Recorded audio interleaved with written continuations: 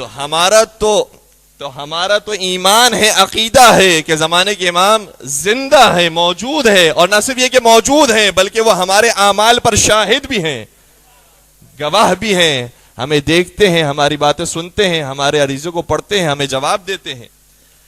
اور پھر ایک اور جملہ آپ کی خدمت بیان کروں جو چوتھے سرکار امام زین العابدین علیہ الصلوۃ والسلام کا ہے، اور یہ آپ کے ہمارے سب کے لیے جملہ ہے۔ ابو خالد کابلی سے جملہ ارشاد فرمایا ہے، اور ابو خالد کابلی وہ ایسے صحابی ہیں کہ روایت کا جملہ یہ آتا ہے کہ مولا حسین کی شہادت کے بعد لوگ مرتد ہو گئے تھے، جو حقیقی چاہنے والے تھے، حقیقی جانثار تھے، وہ تو شہید ہو گئے، اور جو لوگ بچ گئے تھے، اور محسوس ہوتا ہے کہ اہل بیت رسول کے علاوہ کی بات کی جا رہی ہے، جو لوگ بچ گئے تھے ان میں سے اکثریت مرتد ہو گئی تھی۔ روایت کا جملہ یہ ہے ارتد الناس بعد قتل الحسین الا ثلاثہ، کہ مولا حسین کی شہادت کے بعد لوگ مرتد ہو گئے تھے سوائے 3 افراد کے۔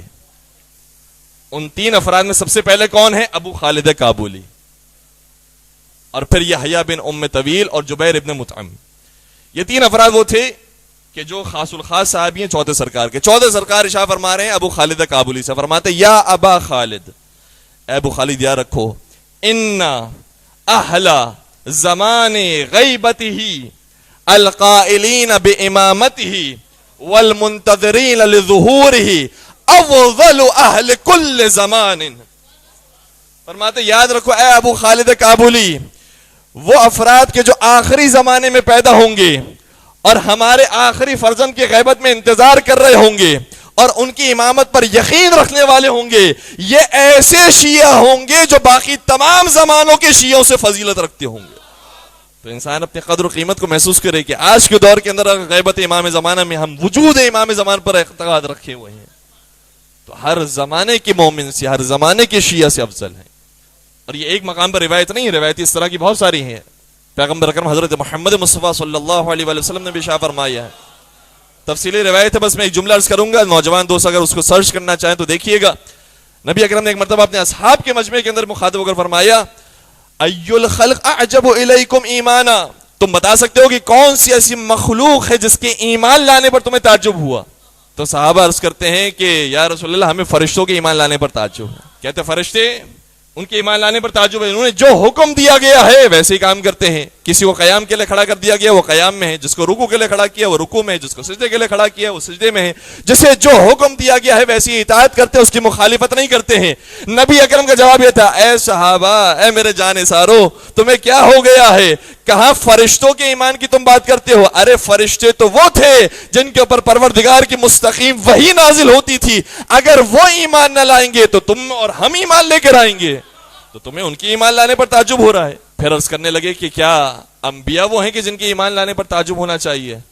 کہ انبیاء کی تم کیا بات کرتے ہو؟ صحیح ہے انبیاء کی زحمتیں بہت ہیں، کسی کو کاٹا گیا، کسی کو کانٹوں کے ساتھ بچھا دیا گیا اور وہ چلتے رہے، کسی کو زحمتیں دی گئی، جناب نوح کی طرح پتھر مارے گئے، یہ سارے کام ہوئے ہیں، لیکن انبیاء کرام تو وہ تھے کہ جو مستقیم خدا سے گفتگو کر رہے تھے، وحی الہی نازل ہو رہی تھی، لہٰذا ان کی ایمان لانے پر تمہیں کیا تعجب ہے؟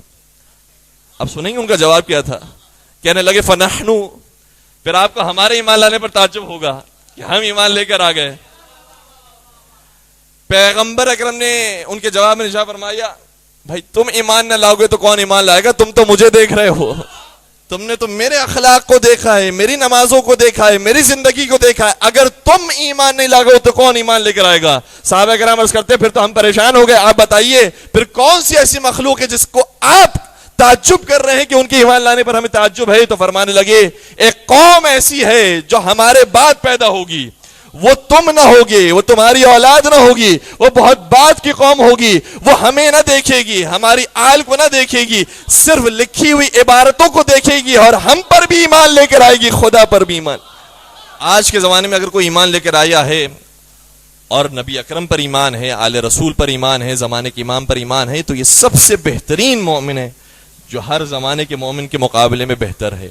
برحمتك يا أرحم الراحمين وصلى الله على محمد وآله الطاهرين